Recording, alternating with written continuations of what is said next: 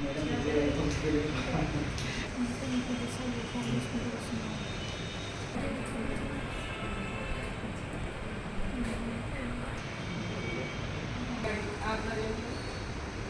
మంచిగా మన తాండూరులో institute run చేస్తూ దాదాపుగా 2 years ఇక్కడ స్టార్ట్ చేసి 2 years అయిపోయింది, కొడంగల్లో స్టార్ట్ చేసి 15 years అయిపోయింది.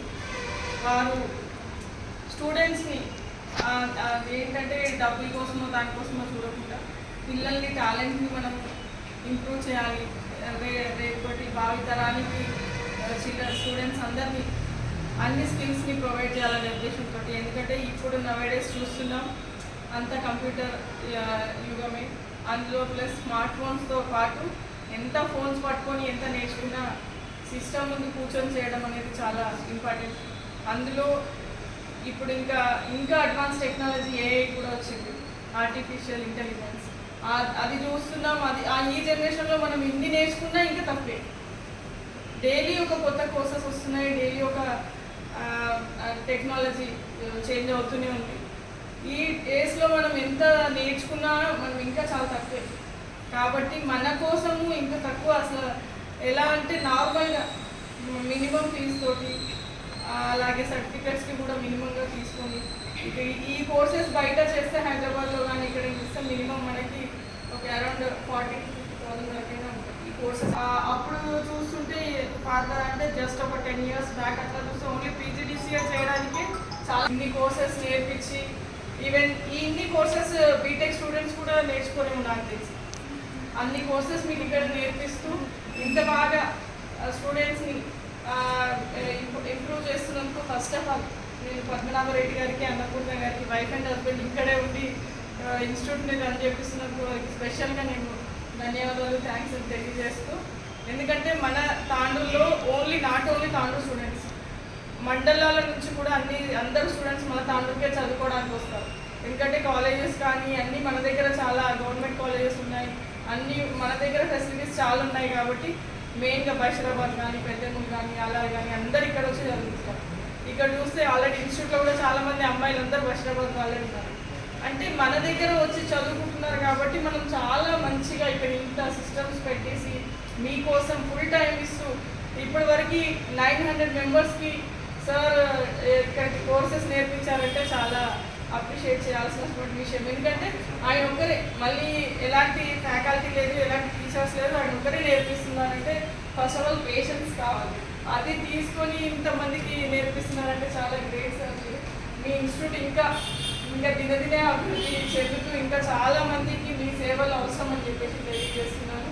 అలాగే ఇప్పుడు ఆల్మోస్ట్ నేను మా 2-3 days నుంచి మున్సిపల్లో కూడా డేటా ఎంట్రీ స్టార్ట్ అయ్యింది. మొన్న చేసినటువంటి సర్వేకి ఒక 10-15 మెంబర్స్ మీ ఇన్స్టిట్యూట్ వాళ్ళే ఉన్నారు. సార్ నరే కానీ పంపించారు కూడా.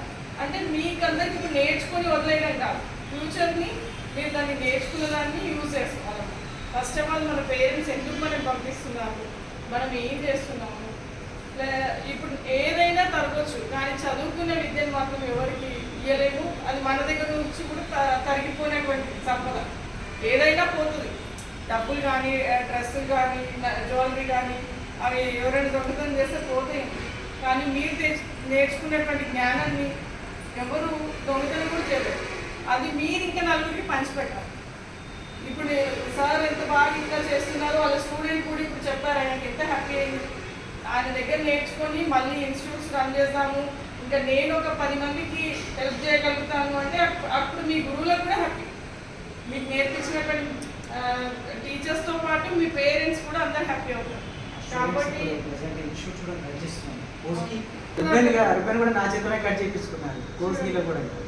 ఎంత ప్రౌడ్గా మీ సార్ చెప్తున్నారు. కాబట్టి మీరు కూడా ప్యూర్ని మేడంని మీరు ఇన్స్టిట్యూట్కి ఇనాగ్రేషన్స్కి పిలిస్తే వాళ్ళకు కూడా ఉంటుంది కదా, అదే మేము నేర్పించిన దానికి ఒక ప్రయోజనం ఉంది అని చెప్పేసి వాళ్ళు కూడా ఫీల్ అవుతారు. సో నేను అనేది ఏంటంటే మీరందరూ కూడా ఫస్ట్ నేర్చుకొని ఫస్ట్ ఆఫ్ ఆల్ మనం ఒక 10 మందికి ఎంప్లాయ్మెంట్ ఇచ్చేలాగా, మనం నేర్చుకొని వదిలేయకుండా మనం ఒక 10 మందికి మన వల్ల హెల్ప్ అయ్యేలాగా చేయండి. అలాగే ఫస్ట్ ఆఫ్ ఆల్ శాలరీ అనేది ఇంపార్టెంట్ కాదు, మీరు సార్ చెప్పినట్టుగా.